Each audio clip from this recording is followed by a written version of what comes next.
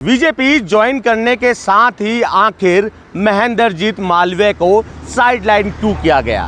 दरअसल महेंद्रजीत मालवीय दिल्ली में डेरा डाले हुए थे।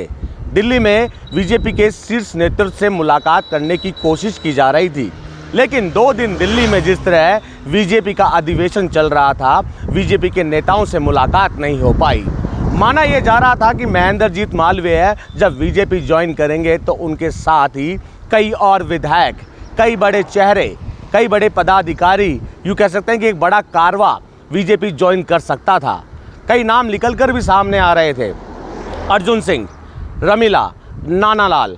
लेकिन जैसे ही राजस्थान के जादूगर, यूँ कहें कि चाणक्य अशोक गहलोत को इसकी सूचना मिली, अशोक गहलोत ने कांग्रेस नेता दिनेश के द्वारा इन तीनों नेताओं को अपने आवास बुला लिया। मान मनवार का दौर चला और कहीं ना कहीं अशोक गहलोत सफल हो गए और अशोक गहलोत की जादूगरी काम कर गई।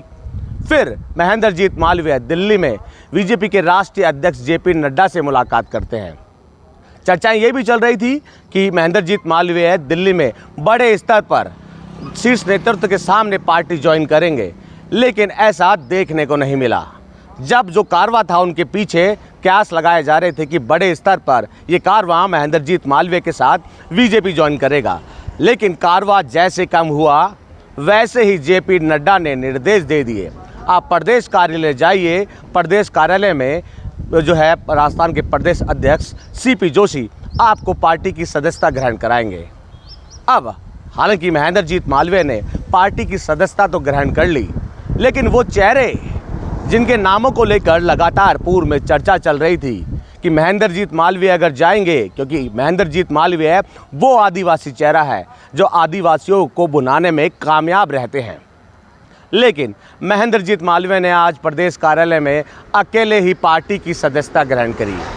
क्या यही कारण है कि जो कारवां उनके साथ था, कारवां में जैसे कमी हुई, लोग उनसे जो दूर होते गए, उसके बाद शीर्ष नेतृत्व ने भी उनसे दूरी बना ली, उन्हें साइडलाइन कर दिया और प्रदेश स्तर पर भेज दिया।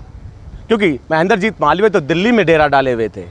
लगातार उनकी ओर से कहा जा रहा था कि कांग्रेस में अब कुछ बचा नहीं है, जो होगा अब बीजेपी के राज में होगा, मेरे क्षेत्र में विकास भी बीजेपी सरकार ही करेगी, प्रधानमंत्री नरेंद्र मोदी की योजनाओं से मैं खुश हूँ। इस तरह के बयान महेंद्रजीत मालवीय की ओर से प्रदेश कार्यालय में दिए गए। उन्होंने तक यहाँ तक भी कह दिया, अयोध्या में राम की प्राण प्रतिष्ठा में जिस तरह कांग्रेस ने जाने से मना किया वो गलत था, मैं सनातनी हूँ, हिंदू धर्म को मानता हूँ, इस तरह के बयान दिए गए। लेकिन पदभार ग्रहण करने के साथ ही, यूँ कह सकते हैं सदस्यता ग्रहण करने के साथ ही महेंद्रजीत मालवीय को साइडलाइन कर दिया गया।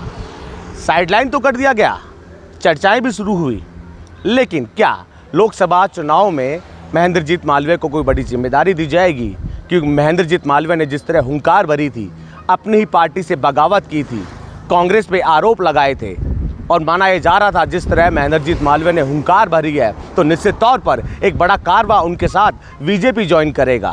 कई बड़े नाम निकलकर सामने आ रहे थे जिनको राजनीतिक अनुभव काफ़ी अच्छा था, लेकिन वो अनुभव वाले नेता महेंद्रजीत मालवीय के साथ नहीं गए और वक्त रहते स्थिति को भांपते हुए अशोक गहलोत ने वापस उन्हें अपने ही पाले में रोक लिया।